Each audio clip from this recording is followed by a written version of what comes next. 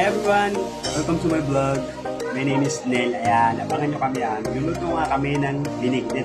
Alam nyo naman yung guys, siguro dahil nga holiday ngayon, Good Friday. Ito yung mga kadalasan nakikita natin sa table ng bawat bahay. Hindi ko sure kung lahat ang kadalasan nito. Umulit ako. Nakikita ko sa inyo kung niluluto ang binignit. Tawagin nito yung malagkit, pabalangka. Ayan, yan yung mga sahog niya. Ito nga kami sa kusina natin. Naglalagay na kami na. Ayan, ito nga yung kanyang mga sahog ng binignit. Anong tawag dito, ate? Galapong. Ito yung galapong. Hindi ko alam sa Tagalog kung ano ito tawag dito. Basta ito yung tinatawag nilang bilo-bilo. Bilo-bilo kasi yung sa Tagalog yan, yun yung sahog. Yung sago. Ayan, siyempre kailangan natin ng asukal. Siyempre, ayan, di mawawala yung langka. Siyempre yung nyog, andyan din. Ayan.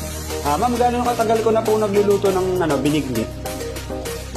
Ngayon lang. Ngayon lang? Bakit parang kabisado mo na kung paano gawin ito? Siyempre, may natutunan din po ako. Yun. Kaya pala nagluto siya ng Good Friday kasi nga masarap to. Masarap to kainin pa. Ito nga siya, kumukulo na nga yung kanyang inumpisahan. Ayan. May saging na nga siya dyan. Kumukulo na siya. Parang nakakagutom na nga ito. Ayan nga po, ma'am. Gano'ng katagal niluluto yung binignit? Saglit lang po. Mga isang oras lang po yun. Isang oras? Hindi yan sa saglit. Parang tagal. Pero siguro sulit naman yung kalalabasan. Matamis ba yan o hindi? Matamis po. Dahil nga kasi nakasukan. Paano nga masarap po? Kulo na kulo. Ayan. Abangan natin mamaya kung masarap na ito. Titikman natin. Dito kasi kami bahay namin. Actually, kulang pa kami. Mas masaya pag marami kami dito. Lagay na po ako dito. Trabaho pa kasi dito. Mamaya pa kami kompleto. Ayan. Ito nga, iuhulog niya na. Binabalatan niya na nga. Bakit kulay green, ma'am, yung sago natin? Talagang sadyang kulay green po yan. Okay. Para may makulay. Parang buhay makulay. Masarap din nga naman may kulay pag nagluto ka ng binignit.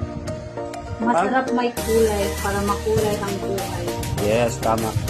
Ayun nga first time ko rin makakita sa binignit ng kulay green. Ang kadalasan is puti lang, saka maliliit. Ito kakaiba, may malaki, kulay green pa. Lang dyan. Actually guys, kulang pangarap tong sahog niya. May tinatawag silang landang. Hindi ko alam sa Tagalog kung ano yun. Ano ba sa Tagalog yung landang, ma'am? Kasi first time ko rin marinig lang yun, yung landang. Hindi ko po yun masyado. Basta sahog din siya sa mga Bisaya dyan. Shoutout sa inyo. Kayo na ako bahala magpaliwanag sa comment section kung ano yung landang. Basta ako, ang alam ko masarap to matamis, malapot, ayan. Ito yung pinaka-the best. Ito talaga yung pinaka. Ayan, ito yung talaga yung pinaka sahog niya kapag nagagawa ng bilog. Ito yung binibilog-bilog sa kamay. Siyempre kailangan guys, malinis yung kamay niyo. Maghugas muna kayo ba? Pawang professional din yung gumagawa nito Kailangan maghugas kayo ng kamay kasi ganito nga ginagawa, binibilog-bilog. Kailangan malinis yung kamay niyo. Ma'am, kapag nagluluto ba ng binignit, ano pinakaunang nilalagay sa kaldero? Unang-una, yung matitigas. Ayun, yun nga daw yung matitigas. Katulad ng kamote. May gabi ba siya? Ayun, katulad ng gabi nga daw kasi nga, kailangan yun muna yung unahin yung isa lang kapag luluto ng binignit kasi nga matigas siya. Medyo mahirap palambutin. Kailangan unahin nyo sila. Ayun nga po, ayan, inuhulog na nga yung pinaka basic or pinaka ito talaga yung tumatatak sa binignit, yung binibilog-bilog. Ito yung malagkit, di ba? Yes. Kung tinatawag nila rice flour, ito yun. Binibilog-bilog. Nabibili lang po to sa soft. Paano ba binibilog-bilog siya ng ganyan? Hindi na ba niluluto po ba yan, ma'am? Or ano bang? Hindi na po ito niluluto. Titimplawan mo lang konti ng tubig. Ito nga yung rice powder. Ganito ang bilo. Kung siya ibig sabihin, tinitimplahan din siya ng tubig. Yan, lagyan mo ng Antay mo na tubig. maging malapot.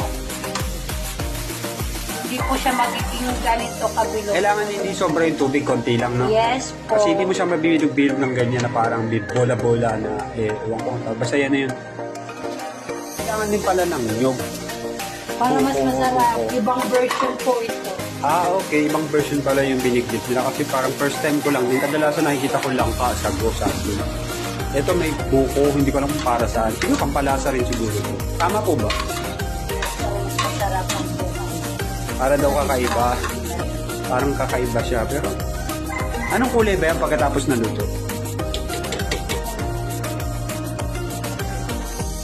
O, di ba nakakatakam? Parang halo-halo pero mukha na siyang halo-halo pero masarap siya. May saging gabi. May gabi. Mga ilang minuto po yan bago kumulo. Kaya pala tumatagal ng 1 hour kasi nga yan katulad niyan. Kailangan kulong-kulo para maluto yung mga sahog niyan.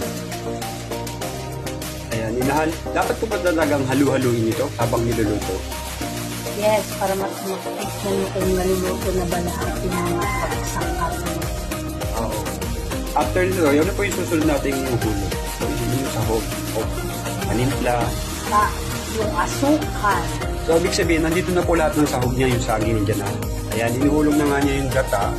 Ayan. Ito po yung magpapasarap. Gata o nyog. Ayan. Bili lang kayo sa palengke, magpapiga kayo. Ayan. Hindi ka tulad dati, di ba?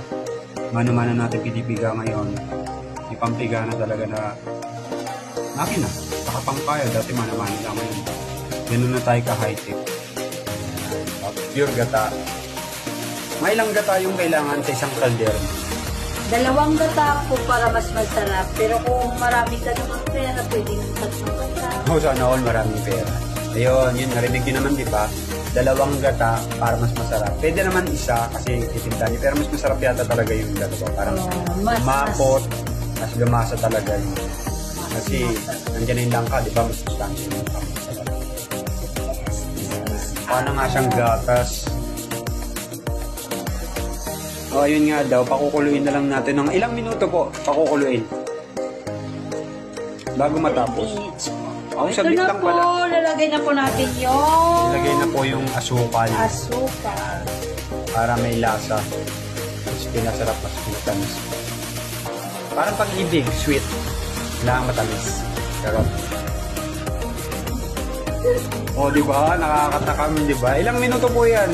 After niyan, wala na, di ba? Kapag Wala na. Paluto na po to siya lahat. mga ilang minuto na lang pala, matitikman na natin itong binignit. Matitikman nyo na yung binignit. Baka mga nagtatanong nga, mag-comment lang po sa comment section. Baka may hindi po kami nasabi or may kulang. Kayo na kung bahala magdagdag. Guys, tapos na nga yung binignit natin. Tikman natin kung masarap nga yung pagkakaluto.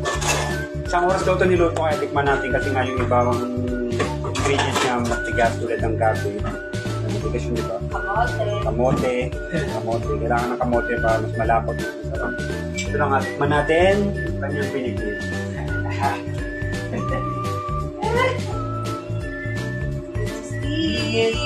Your binignit. Ito yung binignit. Yum, yum, yum, yum! Tikman natin.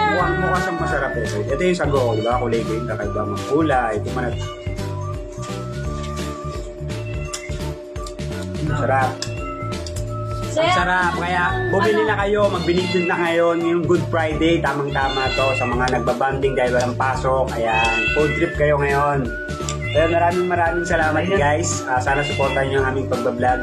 Salamat po.